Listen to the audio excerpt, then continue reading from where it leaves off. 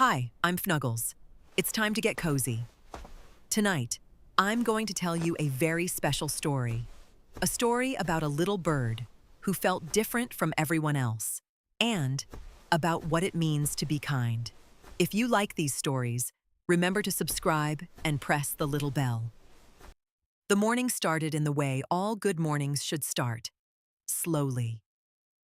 I lay in my soft moss bed, and I listened to the forest waking up.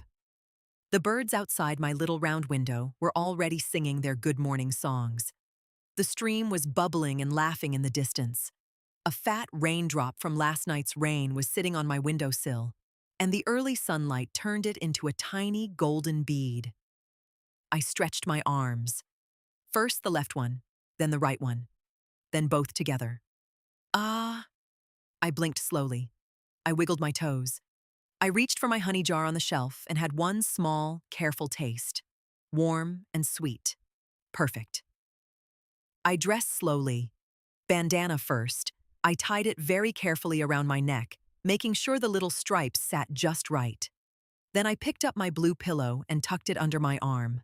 I took my time walking to my little round door. Outside, the forest was golden and damp from last night's rain. Every pine needle had a tiny drop of water on it, and the whole forest sparkled like it had been decorated for something special. The path under my paws was soft and cool.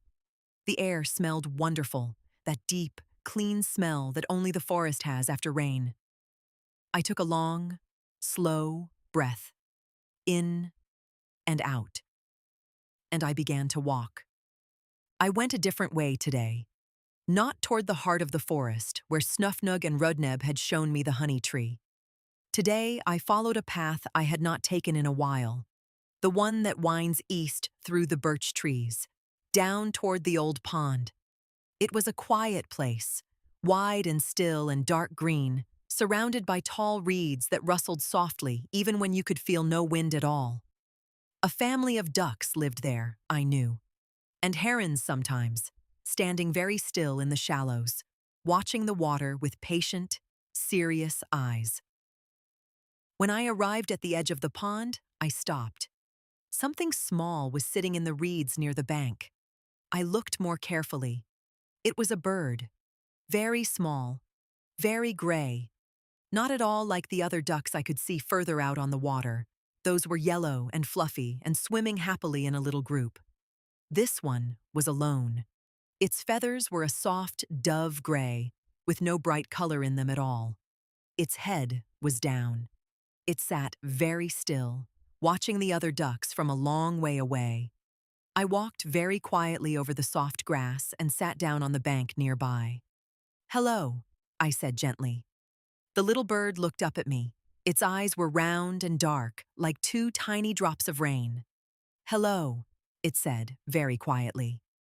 "Why are you sitting all the way over here by yourself?" I asked. The little bird looked back out at the pond. "Because I am not like them," it said. "See how yellow they are, and how their feathers are all neat and soft? Mine are gray, and a little ruffled." It ruffled its feathers to show me. They were indeed a little untidy, a little rough around the edges. "And they laughed," it said softly. "So I came here instead." I set my pillow down beside me on the bank and sat quietly for a moment. I looked at the little gray bird. I looked out at the yellow ducks. They were laughing and splashing and having a wonderful time. They did not seem to notice the little gray one at all. I thought about something then. A story. An old story that a very wise man had written down, far away and long ago. A man called Hans Christian Andersen, who lived in Denmark, not so far from Norway, as the crow flies. He wrote it for children, and I thought it might be just right for right now. "Little one," I said, "would you like to hear a story?" The small gray bird looked up at me. "A story?" "Yes, a true story. About a bird who felt exactly the way you feel right now." The gray bird tucked its wings a little tighter against its body. "Yes," it said softly. I would. So I settled myself more comfortably on the bank. I set my pillow on my lap and rested my paws on it. The reeds rustled gently around us. Out on the water, the yellow ducks went on playing. And I began. Once upon a time, I said, on the banks of a river in a warm and sunny place, a mother duck was sitting on her nest. She had been sitting there for many days, keeping her eggs warm. One by one, they began to crack open. Crack, crack, crack. Little yellow ducklings tumbled out, shaking their damp feathers and peeping loudly. The mother duck counted them. 1, 2, 3, 4. But then she looked at the last egg. It was larger than the others, and it had not hatched yet. And when it finally did crack open, out came a bird, unlike the others. Gray, large, a little awkward, a little surprised to be here. The other ducklings stared at him. "What is that?" they said. "He doesn't look like us." The mother duck looked carefully at her last little one. She felt a small worry in her heart, but she nuzzled him gently and said, "You are mine, and that is enough." Still, the other animals were not so kind. The hens clucked and moved away. The ducks splashed water at him. Even some of the bigger ones called him names. Ugly, clumsy, wrong. The little gray bird lowered his head. He did not understand why he was different. He only knew that it hurt to hear those words. The little gray bird beside me had gone very still. Its dark eyes were fixed on me. I kept my voice slow and soft. "The little gray bird decided to leave," I said. He walked away through the tall grass, not knowing where he was going. He came to a marsh, where wild ducks lived. They looked at him. "You are very strange," they said, "but we do not mind if you stay." And so he stayed. But it was cold there, and lonely. And one evening, as the sun was going down, he looked up and saw something that stopped his heart for just one moment. He saw a flock of the most beautiful birds he had ever seen. They were white, brilliant white, like the very first snow of winter. Their long necks were graceful and smooth. They flew across the orange evening sky in a long, curving line, and as they flew, they called to each other in voices that sounded like music. The little gray bird had never seen anything so beautiful in his life. He watched them until they disappeared into the distance, and he felt something he could not name. Something like longing. Something like wondering who he was supposed to be. I paused. Winter came. The marsh froze hard. The little gray bird was cold and tired and very, very hungry. He struggled through those long, dark months. But slowly, so slowly, the days began to grow longer. The ice began to melt at the edges. The first green shoots pushed up through the mud. Spring was arriving. The little gray bird felt something different in himself, too. He had grown during the winter. He was bigger now, stronger. His wings, when he stretched them, were wide and powerful. He did not quite know how he had changed or into what, but something felt different. He flew up from the marsh and followed a feeling he could not explain. He came to a wide, clear lake, and there, they were there, the beautiful white birds, the ones he had watched fly across the autumn sky. They were swimming in a slow circle, their long necks curving like the letter S.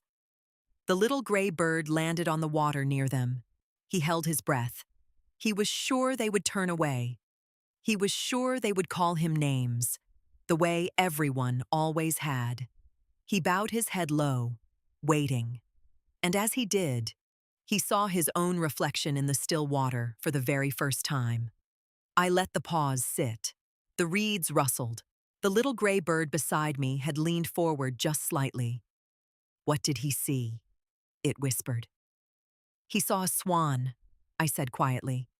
"He was not an ugly duckling at all. He never had been. He had always been a swan, one of the most graceful and beautiful birds in the whole wide world. He just had not grown into it yet." The other swans on the lake swam toward him. They bent their elegant necks. They welcomed him.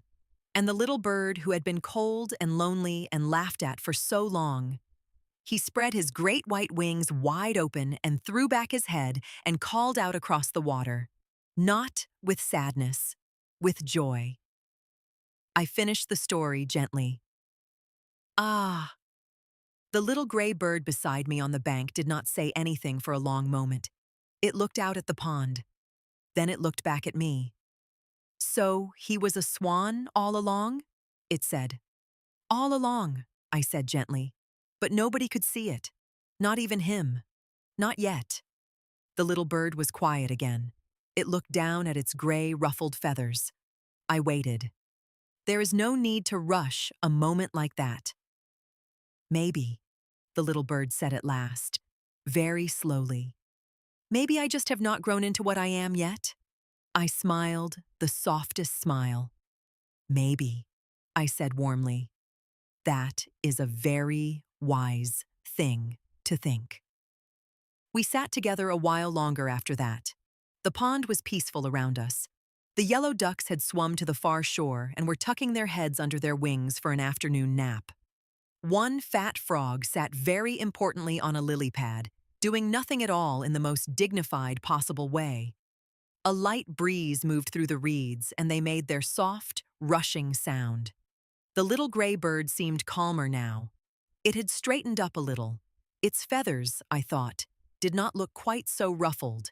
It dipped one careful foot into the water and looked at its own reflection. Snufnug appeared at the edge of the reeds.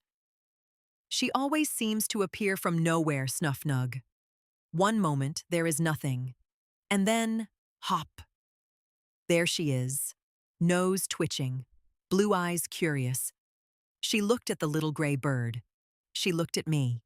She sat down very properly on the bank and said nothing at all, which for Snufnug is the biggest kindness of all. Then Rudneb came, soft-footed as always, and settled himself nearby, wrapping his enormous fluffy tail around his paws. The four of us sat together in the quiet afternoon by the edge of the pond. It felt right. All of us there together. After a while, the little gray bird stood up.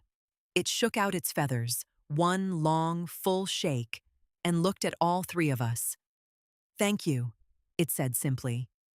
Then it waded carefully into the shallow water at the pond's edge. It paddled a little, then a little more. It was not as smooth as the yellow ducks. It wobbled a little. It splashed more than it meant to, but it held its small gray head up, and it kept going. I watched it swim out toward the middle of the pond, and I felt something warm and quiet settle inside my chest. Ah!